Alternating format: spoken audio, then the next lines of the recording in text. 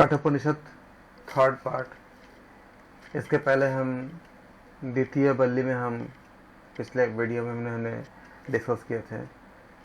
तृतीय बल्ली आज थर्ड पार्ट में शुभ कर्म और शुभ कर्म के जो फल होते हैं उसके फल स्वरूप मनुष्य शरीर में स्थित जो परब्रह्म होते हैं उस परब्रह्म के उत्तम निवास स्थान ऐसे हृदय आकाश में अर्थात बुद्धि रूपी गुफा में छिपे हुए और सत्य का पान करने वाले दो तत्व होते हैं। शुभ कर्म के फलस्वरूप मनुष्य शरीर में स्थित परब्रह्म के उत्तम निवास स्थान ऐसे हृदयाकाश में अर्थात बुद्धि रूपी गुफा में छिपे हुए और सत्य का पान करने वाले दो तत्व होते हैं। वे दोनों छाया और धूप, आतप मतलब धूप होता है, छाया और धूप की भांति भिन्न भिन्न होते हैं, ऐसा ब्रह्मवेत्ता ज्ञानी महापुरुष कहते हैं। और यही बात 3 बार नचिकेत अग्नि का चयन करने वाले एवं पंचाग्नि की उपासना करने वाले गृहस्थ भी यही कहते हैं। जो यज्ञ करने वाले, जो यज्ञ जो करते हैं, जो इसको यज्ञ करने वाले कहते हैं, जो यज्ञ करने वालों के लिए दुख सागर का अतिक्रम करने के लिए एक सेतु पुल के रूप में, सेतु के रूप में होते हैं, उस नचिकेत अग्नि को संसार और समुद्र को पार करने की इच्छा वालों के लिए जो भय रहित पद है और जो परम आश्रय है, उस अविनाशी परब्रह्म परमात्मा को जानने में, प्राप्त करने में हम समर्थ हैं। हे नचिकेता, तुम जीवात्मा, यहाँ एग्जाम के लिए महत्वपूर्ण कंटेंट होते हैं कि ये एग्जाम्स में पूछे जाते हैं इस जगह से। हे नचिकेता, तुम जीवात्मा को रथ, यहाँ देखिए क्या बोला गया, जीवात्मा मतलब रथ कहा गया है। तो परीक्षा में पूछे जाते हैं कि जीवात्मा को क्या कहा गया है, तो यह रथ किसे कहते हैं। तो तुम जीवात्मा को रथ का मालिक मतलब रथ में बैठने वाले जानो, ये बताए गए। जीवात्मा को रथ का मालिक मतलब रथ में बैठकर जाने वाला ऐसा जानो और शरीर को ही रथ मानो। तो आप क्या लिखोगे, शरीर बराबर रथ। आप ऐसे इस तरह से अगर नोट्स बनाते हो ऐसे लिख लो, शरीर इसको इक्वल टू रथ लिख लो, तो क्या होगा, आपका रेडी हो जाएगा, प्रिपेयर्ड होता जाएगा। जीवात्मा को रथ का मालिक, रथ में बैठने वाला, और शरीर को हम रथ मानेंगे कठोपनिषद के अनुसार। बुद्धि को सारथी जानो और मन को लगाम समझो। तो ये इन चीजों, इन कंटेंट को आप अच्छे से लिख लो। बुद्धि मतलब क्या है, सारथी। सारथी क्या है, कठोपनिषद के अनुसार बुद्धि है। मन क्या है, लगाम है। ज्ञानी लोग इस रूपक में इंद्रियों को अश्व कहते हैं। तो हमारे जो सेंसेस होती है, जो इंद्रियां होती है, उसको क्या पता है, उसको क्या कहा गया, उसको अश्व कहा गया। और शब्द स्पर्श रूपादि विषय को उन अक्षों के लिए, उन अश्वों के लिए, अश्व मतलब घोड़ा होते हैं, उन अश्वों के लिए चलने का मार्ग कहते हैं। तथा शरीर और मन इंद्रियों से युक्त आत्मा को भोक्ता कहते हैं। ये लाइन्स आप याद रखेंगे, इसमें से एग्जाम में कुछ भी आ सकते हैं, कई बार आए हैं। जो मनुष्य सदैव विवेकहीन बुद्धि वाला और अयुक्त चंचल मन वाला होता है, उसकी इंद्रियां असावधान सारथी के दुष्ट अश्व की तरह बस में रहने वाली नहीं होती। जैसे अगर घोड़ा अगर संतुलित नहीं होगा या कमांड को नहीं मानेगा तो वो सारथी का बात को नहीं मानता, उसी प्रकार से बताया गया है कि दुष्ट अश्व की तरह वो बस में नहीं रहती। परंतु जो मनुष्य सदा विवेक संपन्न और मनोजयी होता है, उसकी इंद्रियां सावधान सारथी के उत्तम अश्व की तरह बस में रहता है। यानी हमारे सारे सेंसेस इत्यादि जो है हमारे कंट्रोल में रहते हैं। परंतु जो भी इंसान, जो भी मनुष्य सदा विवेकहीन बुद्धि वाला, असंयमी चित्त वाला और अपवित्र रहता है, वह उस परम पद को प्राप्त नहीं कर सकता, परंतु बार बार जन्म मरण रूप संसार चक्र में ही भटकता रहता है। परंतु बार बार जन्म मरण रूप संसार चक्र में क्या करता है, वो लगातार आता जाता रहता है, मतलब भटकता रहता है। परंतु जो मनुष्य सर्वदा विवेकशील बुद्धि से युक्त, संयत चित्त वाला और पवित्र रहता है, वह तो उस परम पद को प्राप्त कर ही लेता है, जिससे कि वह फिर से जन्म ग्रहण नहीं करता, क्योंकि जब एक बार मोक्ष मिल जाती है तो परम शून्यता मिल जाती है, फिर हम जन्म ग्रहण नहीं करते। जो कोई भी मनुष्य यदि विवेकशील बुद्धि रूपी सारथी से युक्त होता है और जो अपने मन को वश में रखता है, वह तो संसार मार्ग को पार करके व्यापक परमात्मा विष्णु के पद को प्राप्त करता है। विष्णु पद को प्राप्त करने के लिए क्या कहते हैं, वो जो विवेकशील बुद्धि रूपी सारथी से युक्त होता है और जो अपने मन को वश में रखता है, तो वह संसार मार्ग को पार करके उसे व्यापक परमात्मा विष्णु के पद को प्राप्त करता है। क्योंकि इंद्रियों की अपेक्षा, यहाँ ये सेम बात आपको भगवद गीता में भी आपको मिलेंगे, जब आप अध्ययन करेंगे तो उसमें भी बताया गया है। भगवान कृष्ण अर्जुन से कहते हैं कि अर्जुन, इंद्रियों की अपेक्षा, यहाँ पे क्या बताया गया है, क्योंकि अर्जुन से इसी बात को भगवान कृष्ण अर्जुन को कहते हैं, जो यहाँ पे यमराज जी नचिकेता को बता रहे हैं। क्योंकि इंद्रियों की अपेक्षा शब्दादि विषय बलवान है। आप देखो कि नॉर्मली क्या होता है कि शब्दादि विषय का जितना भी हमें बाहर हमें अच्छे बुरे जो शब्द होते हैं, जो विषय होते हैं, वो हमारे इंद्रियों पर अपना प्रभाव डालते हैं। तो इंद्रियों की अपेक्षा विषय बलवान होते हैं। शब्दादि विषयों की अपेक्षा कौन होती है, मन बलवान होती है। कैसे? इंद्रियों के अपेक्षा ये विषय बलवान कैसे होता है? जैसे आप कहीं जा रहे हो, हम कहीं जा रहे हैं, तो कान है तो सुनेंगे ही, आंखें हैं तो देखेंगे ही, तो हम इसमें कुछ कर सकते हैं, वो ज़्यादा बलवान है। अगर हम तीर्थ यात्रा में जा रहे हैं तो हमारे मन में कुछ अच्छी पवित्र भावना है, लेकिन रास्ते में अगर हम कुछ ऐसा कुछ देख ले जो हमें अपने एकाग्रता से भटका देता हो, ऐसा कुछ सुन लेते हैं, ऐसा कुछ देख लेते हैं या ऐसा कुछ हमें पता चलता है, तो क्या हुआ, वो विषय हुआ जो जिस एकाग्रता से जिस हम अंतःकरण से जा रहे थे, हो सकता है कि उसमें कुछ हमें विक्षेप ला सकता है, क्योंकि ऐसा शब्द सुन ले, ऐसा कोई दृश्य देख ले। तो इसलिए कहते हैं कि इंद्रियों की अपेक्षा आँख, कान, नाक, या हम सब क्या है, सब सेंसेस है, इंद्रिय है, उससे अपेक्षा विषय बलवान होते हैं। जैसे मान लीजिए कि आप जा रहे हो और आप सोचो कि आप दर्शन करने जा रहे हो, हम दर्शन करने जा रहे हैं, हम हरि के चिंतन करते हुए जा रहे हैं, लेकिन बगल में कोई दूसरों के विषय की कुछ बातें बोलता है, अगल बगल के लोग, थोड़ा देर तो हम अपने में फोकस होते हैं, लेकिन हो सकता है कि हम उसके बातों में अगर हमें अगर इफेक्ट करेगा, तो हम जो सात्विक इच्छा को लेकर जा रहे थे उससे हम भटक गए। इसलिए क्या कहते हैं, इंद्रियों की अपेक्षा कौन है, विषय बलवान है। उसके बाद क्या बताया जा रहा है, शब्दादि विषयों की अपेक्षा मन बलवान है। मन बलवान कैसे है?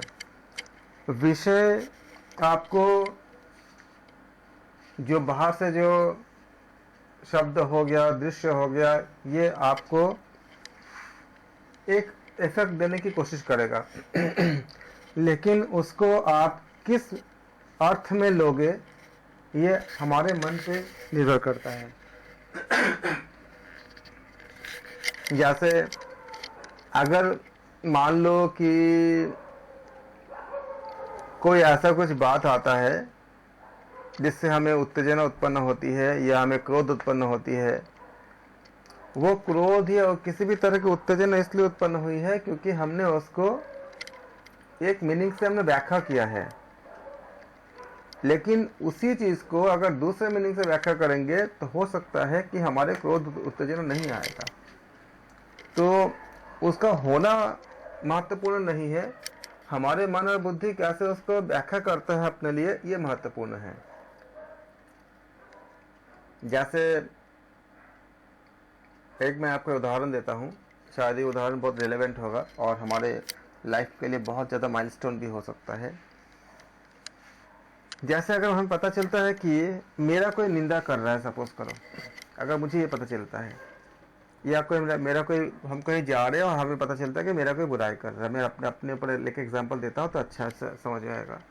तो मान लेते हैं मेरा कोई बुराई करता है और मुझे ये बात, हम कहीं दर्शन करने, तीर्थ करने जा रहे थे या कुछ अच्छे काम करने जा रहे थे और मुझे पता चला कि मुझे कोई देख नहीं रहा है, लेकिन मैं उनके बातों को सुन पाया कि मेरा कोई बुराई कर रहा है, मेरा कुछ ऐसा कुछ बात बोल रहा है जो मैंने किया नहीं, ऐसा कुछ बातें कुछ बोल रहा है। तो मेरे कान ने सुना, तो इंद्रियों ने सुना। इंद्रियों की अपेक्षा कौन बलवान है? शब्द इत्यादि बलवान है। तो उसने मेरे अंदर एक विक्षोभ पैदा कर सकता है कि हमने तो ऐसा कुछ किया ही नहीं, आप मतलब मेरे बारे में ऐसा कोई लोग कैसे कर सकते हैं, आप कोई और कैसे कर सकता है। अगर ऐसा होगा तो क्या द्वंद्व उत्पन्न होगा, क्रोध उत्पन्न होगा, गुस्सा उत्पन्न होंगे। और अगर ऐसा हुआ तो जो हम एक कल्याणकारी कार्य के लिए जा रहे थे, अगर तीर्थ यात्रा करने जा रहे थे या कुछ अच्छे काम करने जा रहे थे, तो उसमें डिस्टर्बेंस पैदा होगा। तो आपने क्या देखा, इंद्रिया की अपेक्षा कौन बलवान हुआ? शब्दादि बलवान हुआ कि किसी की निंदा मेरे कान में आई और मुझे लगता है कि मैंने ऐसा कुछ नहीं किया, लेकिन फिर भी लोग बोल रहे हैं, तो हमें गुस्सा आ सकता है, ऐसा कुछ आ सकता है। ये शब्द हो गए। अब हमारा मन इसको व्याख्या कैसे करता है? गुस्सा इसलिए आएगा क्योंकि हमारे मन ने इसको व्याख्या कैसे किया, हमारे बुद्धि ने इसको व्याख्या कैसे किया। अगर मन और बुद्धि अगर ऐसा व्याख्या करता है कि ये तो मेरे लिए मतलब बुरी बात है, तो हमें तकलीफ दे हुए है, तो हमें शायद गुस्सा आएगा। लेकिन इसी का व्याख्या अगर अलग तरह से कर ले, अगर थोड़ा सा हम दर्शन में जाते हैं तो क्या होता है दर्शन में, और अगर भगवत गीता के श्लोक को और अच्छे से हम समझते हैं कि होता क्या है कि उसमें बताया गया है कई जगह पे, और इसका बहुत ज़्यादा रेलेवेंट आपका एक स्ट्रॉन्ग एविडेंस आपको मिलता है जीवन में जब आप इसको फॉलो करते हो। तो भगवान कृष्ण कहते हैं कि अगर तुम्हारा अगर समर्पण अच्छी है, तुम अगर समर्पण करते हो, तुम्हारा अगर कर्म अच्छे हैं, तो तुम्हारे जो कोई जो बुरे कर्म का जो फल है, वो फल तो मिलेगा, लेकिन उसका मात्रा, उसके जो तीव्रता काफ़ी कम हो जाएगा। कैसे कम होगा कि अगर हम निर्दोष है और तब भी अगर मेरा कोई निंदा करता है, तो ऐसा कई शास्त्रों में बताया गया है कि उससे हमारे जो प्रारब्ध कटता है, मतलब हमें कुछ बड़ा कुछ हमें तकलीफ मिलने वाला था शायद, लेकिन वो तकलीफ जो है, वो जो बुराई किया, और जिसको वो बुराई जो मैंने किया ही नहीं है कभी, ऐसा अगर मैं निर्दोष हूँ लेकिन मेरा बुराई किया, तो वो जो हमें जो मिला, उसके माध्यम से हमारा कोई दूसरा कुछ बड़ा कुछ ऐसा कुछ हो सकता था जो मेरे लिए बहुत तकलीफ दिया होता, या कोई हमें अपने किसी और बुरे कर्म का फल हमें मिलता, तो वो कट गया इसके ऊपर से। जब हम ऐसा सोचेंगे तो हमारे मन में क्या आएगा कि ये बुराई करके, और सच में ये हमने कई लोगों से सुना मैंने कि वो उनका खुद के ऐसे प्रतिक्रिया है, मैंने ऐसे कुछ लोगों से भी सुना जो वास्तव में तो नास्तिक है, लेकिन उनके अपने खुद के प्रतिक्रिया थे कि मैं जिसके बुरा करता हूँ वो आगे निकल जाता है और हम पीछे हो जाते हैं। ऐसे कई लोगों से मैंने सुना जिनके साथ मेरा ऐसा कोई चर्चा नहीं था, और जिनके साथ ऐसे कोई उपनिषद या किसी चीज़ का चर्चा नहीं था, और रियल ऐसे कॉमन इंसान और आम आदमी जो अपने अपने क्षेत्र में काम कर रहे हैं, ऐसा कई जगह मैंने पाया, सुना उन लोगों से। तो वहाँ पे उन अपने खुद का अनुभव बताते हैं, उसमें से कुछ मतलब अच्छे कलाकार के भी, कुछ आर्टिस्ट भी कुछ थे, और कुछ दूसरे भी लोग थे। उनका खुद का अनुभव था, अपने आप ही बता रहे थे कि मैंने जिसको सोचा कि ये कुछ नहीं कर पाएगा, जिसको मैंने नीचे दिखाने की कोशिश किया, वो तो आगे बढ़ गया और हम पीछे हो गए।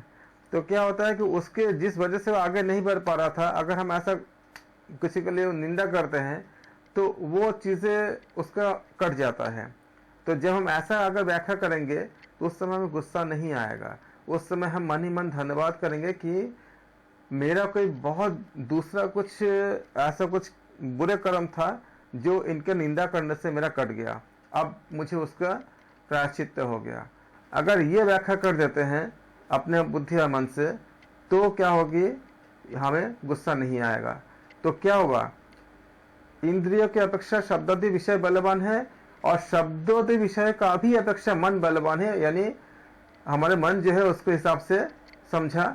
तो देखो शब्द तो है, वही शब्द है, लेकिन जब हमने मन से उसको एक तरह से देखा, हमने दूसरी तरह से हमने देखा उसको, हम अगर हमारा मन अगर इस तरह से अगर हमारा मन अगर इस तरह से समझने में सक्षम है, तो फिर क्या हुआ, मन उन शब्दों यानी उन विषय से क्या बलवान हुआ। लेकिन इसका अर्थ ये नहीं है कि हम गलत का विरोध नहीं करेंगे, अन्याय का विरोध जरूर करेंगे, लेकिन उसको जब हमारे लिए हमारे अंदर कोई तनाव ना आए, कोई ऐसे हम मतलब उसके गुस्सा तनाव इन सब से शिकार ना हो जाए, या कोई बचपन की कोई या एक समय कोई कुछ बात हो गई तो उसको 20 साल 30 साल बाद भी हम उसको याद कर रहे हैं, और जितने बार याद करेंगे उतने बार हम तनाव में जा रहे हैं। इन सब चीज़ों से हम इससे बच जाते हैं, हम तनाव में नहीं जाते।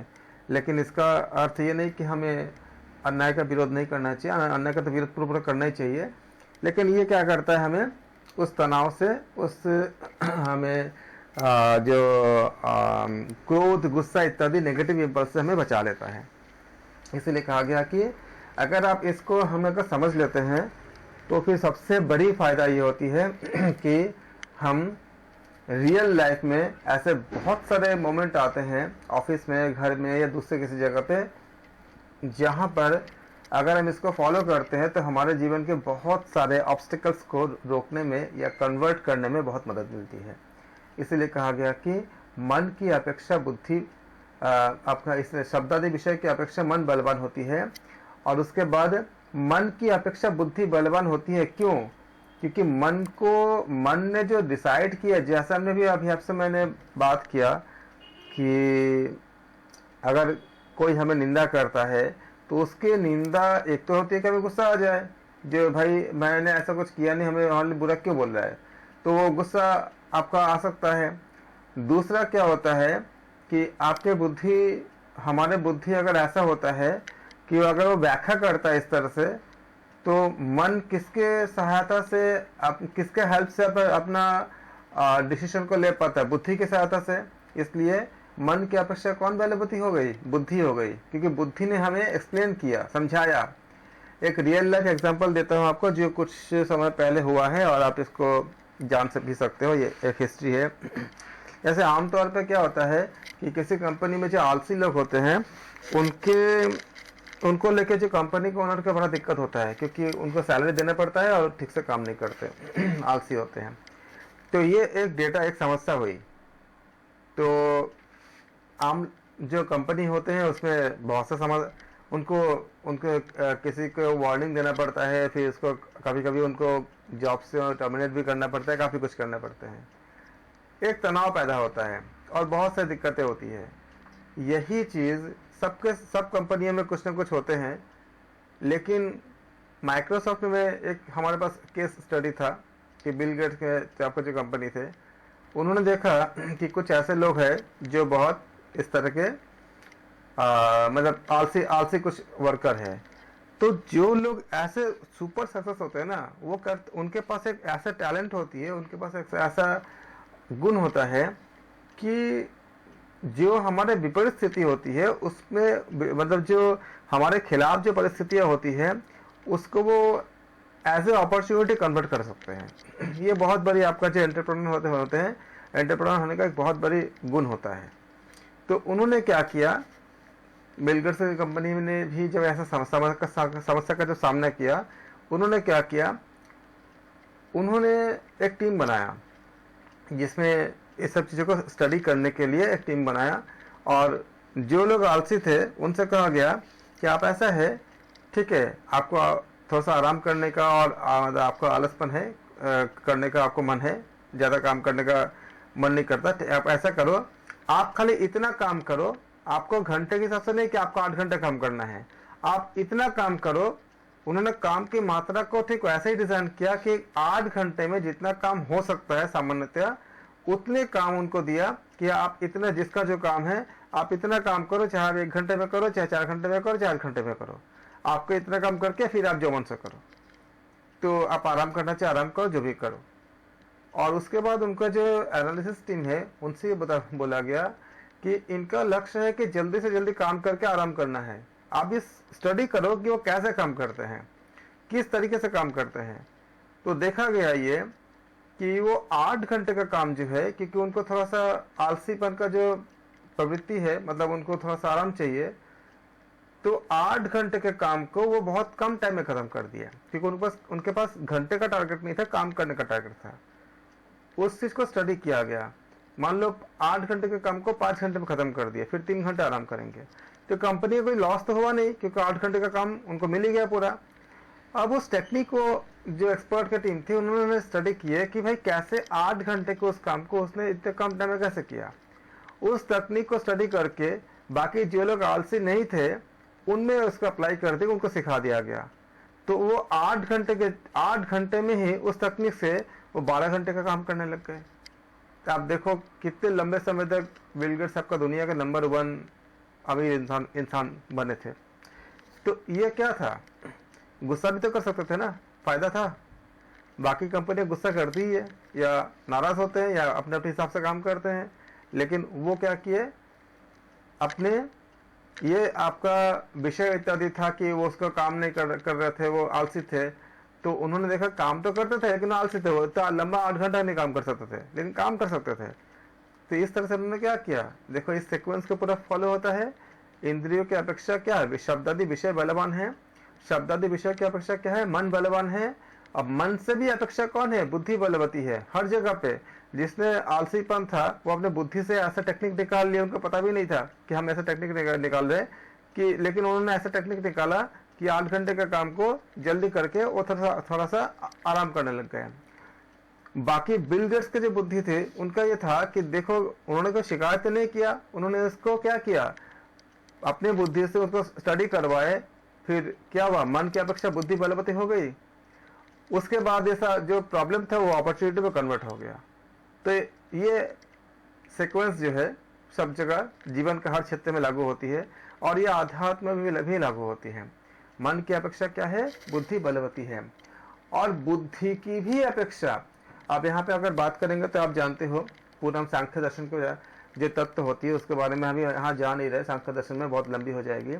आप जानते हो कि मूल प्रकृति होती है शुद्ध, जिसमें आपका सतगुण रजगुण तमगुण सम मात्रा में होती है। प्रकृति पुरुष सांख्य के जो आपका तत्व होती है 25 एलिमेंट आपका होती है, उसमें उनके अनुसार कि बुद्धि भी आपका सात्विक और तामसिक 2 हिस्से से आपका उत्पन्न होती है। और इसके बाद उसमें जितने भी सब चीज़ें हैं सांख्य दर्शन के, उसको आप यहाँ पे रिलेट कर सकते हो, इसको आप समझ सकते हो उनके साथ। तो मन की अपेक्षा बुद्धि बलवती होती है, और बुद्धि की अपेक्षा भी जो बलवान है वह महान आत्मा। आत्मा क्या है, बुद्धि की अपेक्षा भी बलवान है। बुद्धि आपको जो भी करवाएगा, आत्मा उससे भी बहुत ज्यादा बलवान होती है। वो हमेशा सच ही बताती है। बुद्धि हमेशा सच बताएगा, या क्योंकि बुद्धि अगर तमोगुण में रहेगा तो गलत बताएगा, हमसे गलत कम करवा सकता है। लेकिन बुद्धि की भी अपेक्षा, जो बुद्धि के भी जो परे होते हैं वो होते हैं कौन, आत्मा।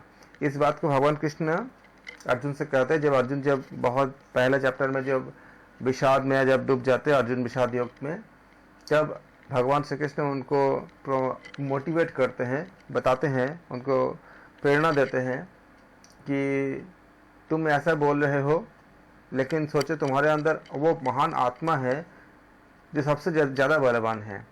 क्योंकि जब अर्जुन बोले थे कि ये सब हमारे इंद्रिया इत्यादि इतने बलवान है, तो उन्होंने इतने बोला कि इंद्रियों की अपेक्षा शब्द विषय बलवान है, शब्दों की अपेक्षा भी मन बलवान है, और मन की अपेक्षा कौन जाता है, बुद्धि। और बुद्धि से भी जो महान बलवान है वो तुम स्वयं, तुम्हारे अंदर के जो आत्म तत्व है। हे अर्जुन, उसके बाद उन्होंने अर्जुन को बहुत अच्छे से समझाए। हम अभी गीता में नहीं जाएंगे, लेकिन जब गीता में हम अध्ययन करेंगे तो हम इसको बहुत विस्तार से देखेंगे, इसको इन श्लोकों को। और इन भगवान कृष्ण ने बहुत अच्छे से बताए थे कि किस तरह से एक के साथ दूसरे का कनेक्शंस कैसे होते हैं। और ये कहते हैं कि तुम्हारे इसी जन्म में तुम इतने ज़्यादा बलवान हो क्योंकि ये आत्म तत्व है तुम्हारे साथ है। इसलिए जब तुम उस चेतन रूपी आत्मा जब हो तो तुम, क्योंकि शरीर ही का ही मृत्यु होती है, आत्मा का तो कभी मृत्यु होती ही नहीं है, नहीं वो जन्मता है, तो इतनी शक्तिशाली तुम हो, तुम अपने आप को कमजोर क्यों सोच रहे हो? एक्चुअली अर्जुन के जरिए भगवान कृष्ण हम सबको बताए थे, हम सबको मोटिवेट किए थे, हम सबको प्रेरित किए थे।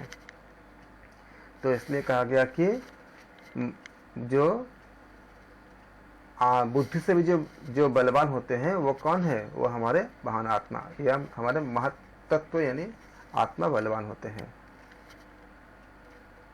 ऐसा भी कह सकते हैं कि बुद्धि की अपेक्षा जीवात्मा बलवान है, यहाँ पे आप कह सकते हो। लेकिन वास्तव में क्या है, हम जीव है तो हमारे अंदर के जो आत्मा को जीवात्मा के रूप में कहते हैं, लेकिन वो सारे उसका ही परम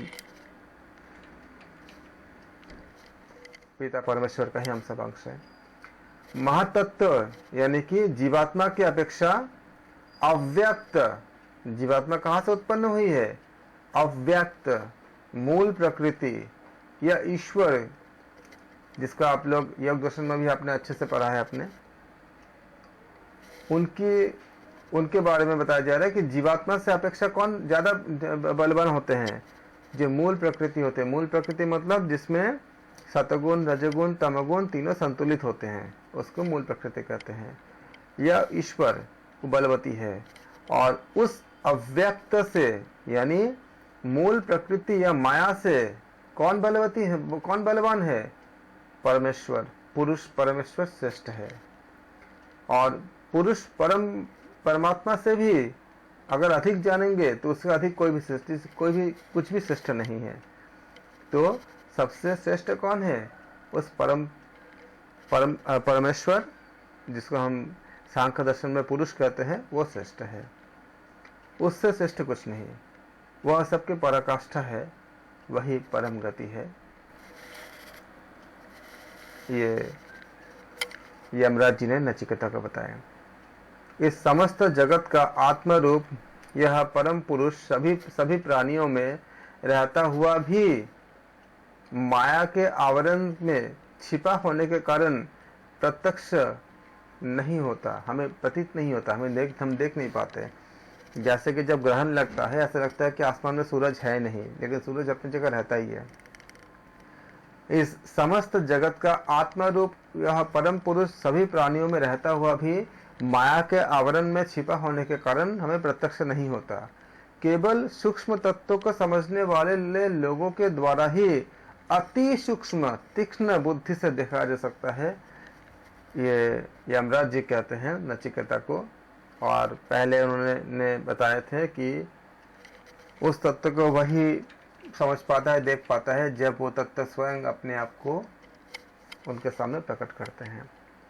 बुद्धिमान साधक को पहले वाणी आदि सभी इंद्रियों का मन में निरोध करना चाहिए, फिर उस मन का ज्ञान स्वरूप बुद्धि में विलीन करना चाहिए, बुद्धि का महत्त्व में लय कर देना चाहिए और महत्त्व का शांत स्वरूप परमेश्वर में लय कर देना चाहिए। वो मनुष्य उठो, जागो, सावधान बन जाओ और श्रेष्ठ महापुरुष से मिलकर उनके द्वारा परब्रह्म परमेश्वर को जान लो, क्योंकि त्रिकालज्ञ तत्वज्ञानी लोग इस तत्व ज्ञान के मार्ग को छुरे की तीक्ष्ण धार के समान दुस्तर कहते हैं, क्योंकि इसमें बहुत माया बीच में आती है, संसार के ऐसे ऑब्स्टिकल्स बीच में आते हैं। इसको अगर आप थोड़ा सा को रिलेट करना चाहोगे तो आप कर सकते हो। मैं थोड़ा सा कोशिश करता हूँ आपको ये जो बात बताई गई है कि लास्ट में जब आप देखते हो कि जो लिखी गई है कि ओ मनुष्य उठो जागो सावधान बन जाओ, श्रेष्ठ महापुरुषों से मिलकर उनके द्वारा परब्रह्म परमेश्वर को जान लो, क्योंकि त्रिकालज्ञ तत्व ज्ञानी लोग इस तत्व ज्ञान के मार्ग को छुरे की तीक्ष्ण धार के समान दुस्तर कहते हैं। ये इसका मतलब क्या हुआ? आप देखते हो कि जो माया होते हैं, आप अगर भागवत हम जब पढ़ेंगे, भागवत हमारे यूजीसी के सिलेबस में नहीं है, लेकिन नॉलेज के लिए, समझने के लिए और अपने अंतर ज्ञान को एकदम निर्मल करने के लिए भागवत बहुत ही ज़्यादा अच्छी है। एक बार हम भागवत को शुरू करेंगे तो आप देखोगे कि हर इसी 1-1.5 घंटा में आपको इतनी ज़्यादा निर्मलता का महसूस होगा, इतनी ज़्यादा जैसे जैसा ऐसा लगेगा कि हर रोज हमारे अंदर कोई कोई कोई पूरा क्लीन करके जा रहा है। ऐसा भागवत कथा होती है, इतनी ज़्यादा महत्वपूर्ण होती है।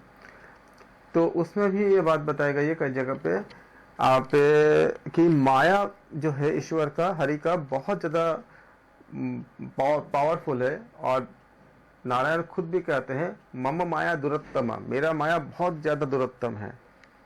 हम सुखदेव का बात करेंगे। सुखदेव आपका जो है वहाँ पे बहुत ज़्यादा महत्वपूर्ण के बहुत उच्च स्तरीय उच्च लेवल के ऋषि है। वहाँ हम देखेंगे कि एक ऐसा भी हम संत के बारे में जानेंगे जो माँ के गर्भ से बाहर ही नहीं आए थे बहुत सालों तक। तो हरि ने कहा कि बाहर आओ। मैंने कहा, वो से बोला नहीं बाहर नहीं आऊँगा। बोले क्यों?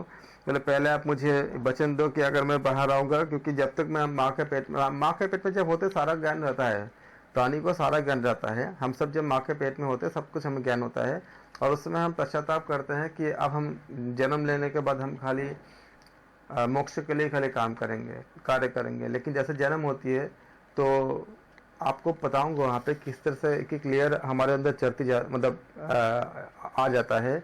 इससे हम सब कुछ भूल जाते हैं और फिर इस माया में हम फंस जाते हैं। तो इसी को भगवान कहते हैं कि मम माया दुरत्तम, मेरा माया बहुत ज़्यादा दुरत्तम है। केवल मेरे शरण में जो आता है उसी को मेरे माया से मुक्त रहता है। ठीक वैसे ही जैसे कि एक जो मान लो मछली पकड़ने वाले जो जाल फेंकने वाले जो आपका क्या बोलते हैं उसका जो मछुआरा होता है, जाल तो फेंक दिया तो कौन से मछली जाल में नहीं फंसेगा? जो मछली मछुआरा के पैर के पास रहेगा वो जाल में नहीं फंसेगा। जो थोड़ा दूर रहेगा वो फंस सकता है, वो या फंस जाएगा। ऐसे ही जो पूर्ण समर्पण कर देता है वो प्रभु के चरण तले रहता है तो उसको जो है माया प्रभाव नहीं करता। तो संत ने कहा कि हरि देखो मैं जन्म नहीं लूंगा, माँ के पेट से बाहर नहीं आऊँगा। बोले क्यों नहीं आओगे? बोले नहीं मैं आऊँगा तो फिर आपका माया घेर लेगा। बोले अच्छा आओ तो। बोले नहीं, आप मुझे पहले वचन दो कि अगर मैं बाहर आता हूँ तो आपका माया मुझे स्पर्श नहीं करेगा, आपका माया मुझ पर इफेक्ट नहीं करेगा। तो बोले ये कैसे? बोले नहीं, अगर आप वचन नहीं दोगे तो फिर मैं नहीं आऊँगा। वो एक्चुअली बहुत ज़्यादा सिद्ध पुरुष थे, तो तभी कर पाते। हम जैसे सामान्य लोग तो हमारे कंट्रोल ही नहीं होता, हम तो उसमें तो हमारा नियंत्रण नहीं होगा कि हम कब माँ के घर से बाहर आए ना आए। वो संतों की ही पूरा उनके द्वारा संभव है। तो हरि ने उनको ये वचन दिए कि ठीक है तुम पर मेरे माया जो है वो असर नहीं करेगा। तब वो संत माँ के प्रकोप से बाहर आए। और जब हम इसका चर्चा करेंगे, बहुत काफ़ी रोचक चर्चा है, बहुत अच्छा उसके कथोपकथन है जो भागवत में हम बात करेंगे। भगवत गीता नहीं, भगवत गीता में खाली 700 श्लोक है और ये श्रीमद् भागवत पुराण में 18,000 श्लोक हैं। तो बहुत अच्छे हमें मिलेंगे कंटेंट उसमें। तो उसमें ये बताए गए हैं कि माया जो है इतना दुस्तर होते हैं, किसी को बताया गया कि छुरे के धार के तीक्ष्ण धार के समान होते हैं। एक देखो एग्जांपल देखो, इसको हम में से हर कोई जो फील करते होंगे। एक होती है शमशान बैराग्य। शमशान बैराग्य वो होते हैं कि अगर किसी का जब डेथ हो जाती है तो हम शमशान में जाते हैं, और किसी का डेथ अगर नहीं भी होता है ऐसे भी अगर शमशान में कभी जाते हैं तो हमारे अंदर एक वैराग्य उत्पन्न होते हैं। जब हम चिताओं में जब लाश को जलते हुए देखते हैं, मृतदेह को देखते हैं, तो हमारे अंदर अपने आप एक वैराग्य उत्पन्न होती है। और अगर हमारे किसी अपने का मृत्यु होती है, अगर हम किसी को लेके जाते हैं वहाँ पे दाह संस्कार कराने के लिए, तो 2-3 घंटे बैठते हैं वहाँ पे जब तक हम उनका पूरा दाह नहीं हो जाता। तो हम अपने अंदर मन ही मन सोचते हैं क्या यही है, क्या यही जीवन है, क्या इसी के लिए हम लोग इतने सारे पूरा जीवन हम संघर्ष करते रहे, क्या इसी के लिए अच्छे बुरे सारा कुछ करते गए, सबको तो यही आना है। ये जो वैराग्य होती है सबके अंदर उत्पन्न होती है, मतलब एक अच्छा सा लेवल पे जाते हैं। कुछ लोग जो बहुत तनाव में हो जाते हैं वो शमशान जा करके थोड़ी देर बैठते हैं तो उनको भी ऐसा वैराग्य उत्पन्न होती है और रिलैक्स भी हो जाते हैं। मैंने ऐसे भी कुछ लोगों को सुना है इस तरह के। तो वहाँ जाने के बाद, क्योंकि शमशान में भगवान शिव का वास होती है, शिव में जो हमारे सारे चीज़ों को एकदम संयम कर देते हैं, हम एक वैराग्य की तरफ जाते हैं। लेकिन कब तक, आप सोचो, जब तक हम शमशान में बैठे होते हैं 2-3 घंटा, तब तक हमारे अंदर बहुत अच्छे अच्छे विचार आते हैं, एकदम जैसे हमने बहुत ऊपर लेवल पे पहुंच गए। अब जाके कुछ नहीं करना है, अब तो जाके बस खाली हरि नाम करना है, ये सब जितने भी सब बेकार है, मोह माया है, ये सब सारा चीज़, सारा जो भक्ति होती है, सारा हमें किसी को बताने की जरूरत नहीं होती है, अपने आप ही मन के अंदर आता ही रहता है। और इतने अच्छे अच्छे विचार आते हैं जितने कि हम इतने सारे उपनिषद पढ़ के भी शायद हम जितना नहीं समझ पाते हैं, उससे भी ज़्यादा वहाँ पे समझ लेते हैं जब खाली वहाँ पे ऐसे माहौल में बैठते हैं। लेकिन जैसे ही आप शमशान से बाहर निकलते हो और अपने घर तक आते हो, आपके विचार में क्या आता है? वो जो उत्पन्न हुई थी उसमें से मैक्सिमम जो है फिर माया में आके फंस जाता है, और फिर हम वही सब चीज़ें करते हैं जो हम पहले करते थे। तो ये क्या था? इसी को लिए कहा गया है कि तत्व ज्ञान तो हो गया है, हम शमशान में गए, वैराग्य तो हो गया है, या शमशान के बारे में सोचे कि क्या या कोई फोटो भी देख लेते तो ये देखते कि अरे यही क्या जीवन है, इसी के लिए इतना हम अच्छे बुरे सारा कुछ करते गए, कोई सुंदर है, कोई सुंदर नहीं है, कोई बहुत बॉडी बिल्डर है, कोई बहुत धनवान है, गरीब है, क्या हम राख को अलग कर सकते हैं? सबके राख एक साथ मिल गया है। अब लो इस राख में बताओ कौन अमीर था, कौन गरीब था, कौन काला था, कौन गोरा था, कौन बहुत विद्वान था, कौन कम विद्वान था, निकालो, ढूंढो। कोई ढूंढ सकता है? सारे राख एक हो गए, सारे चिताओं के राख मिल करके। लेकिन जैसे हम घर पे आते हैं तो धीरे धीरे क्या होती है, वो कम हो जाती है, और जैसे 1-2 दिन बीतती है फिर से हम मतलब जो हम पहले थे वैसे बन जाते हैं। ये क्या हुआ? ये माया का प्रभाव हो गया। इसीलिए कहते हैं कि तत्वज्ञानी लोग इस तत्वज्ञान के मार्ग को छुरे की तीक्ष्ण धार के समान दुस्तर कहते हैं, क्योंकि अगर वैराग्य आ भी जाता है, अगर हम उसको लगातार मेंटेन नहीं करते, लगातार मेंटेन करने का मतलब क्या है? जैसे आप लोग, आप भूख लगती है, एक बार खाना खा लीजिए तो क्या पूरा हो गया? नहीं हो गया, फिर से खाना करने पड़ेंगे। आपने एक बार सफाई कर लिया तो क्या हमेशा के लिए नहीं हो गया? नहीं, आपको फिर से करने पड़ते हैं। सफाई हमारे बाहर की सफाई होती है, शरीर की सफाई होती है, घर की सफाई होती है, कपड़ों की सफाई होती है, करने पड़ते हैं। उसी तरह से मन में जो माया लगती है उसकी भी सफाई हमें रोज करने पड़ते हैं। उसी के लिए हम ऐसे ग्रंथों का हम चर्चा करते हैं ताकि हमारे वो चीज़ें बनती रहे। इसीलिए इसमें बताया गया कि त्रिकालज्ञ तत्वज्ञानी। त्रिकालज्ञ मतलब क्या होती है? जब सारे काल, भूत भविष्य वर्तमान सब जानते हैं, उसके बाद भी वो कहते हैं कि ये माया जो है वो छुरे की तीक्ष्ण धार के समान है, क्योंकि जैसे माया लगती है सब कुछ भूल जाते हैं और पहले की तरह फिर से हम पे सब चीज़ें हावी हो जाता है। जो परम तत्व शब्द रहित, स्पर्श रहित, रूप रहित, रस रहित और गंध रहित है, जो अविनाशी, नित्य, अनादि, अनंत, अंत रहित, और जो महत्त्व से अर्थात जीवात्मा से भी उच्चतर है, जो सर्वथा सत्य स्वरूप उस परमात्मा को जानकर मनुष्य मृत्यु के मुख से सदा के लिए मुक्त हो जाता है। लेकिन जो ऐसा जान लेते हैं वो क्या करते हैं? वो हमेशा के लिए मुक्त हो जाते हैं, क्योंकि उनको फिर उन पर माया नहीं असर करता, तो उनको उनके अंदर वैराग्य, विवेक वैराग्य को उत्पन्न हो जाते हैं। यमराज के द्वारा कहे गए और नचिकेता के द्वारा सुने गए इस सनातन आख्यान को कहकर और सुनकर बुद्धिमान मनुष्य ब्रह्मलोक में महिमान्वित होते हैं, अर्थात क्या करते हैं? वो प्रतिष्ठित होते हैं। जो मनुष्य शुद्ध होकर, जो मनुष्य सर्वदा शुद्ध होकर इस परम गुह्य रहस्यमय प्रसंग को ब्राह्मणों के सभा में सुनाता है, अथवा श्राद्ध के समय भोजन करने वाले लोगों को सुनाता है, उसका वह सुनाने का कर्म अविनाशी और असीम फल देने में समर्थ होता है, वह अनंत फल वाला होता है। इस प्रकार से कठोपनिषद के प्रथम अध्याय में तीसरी वल्ली आज हमारा समाप्त होता है।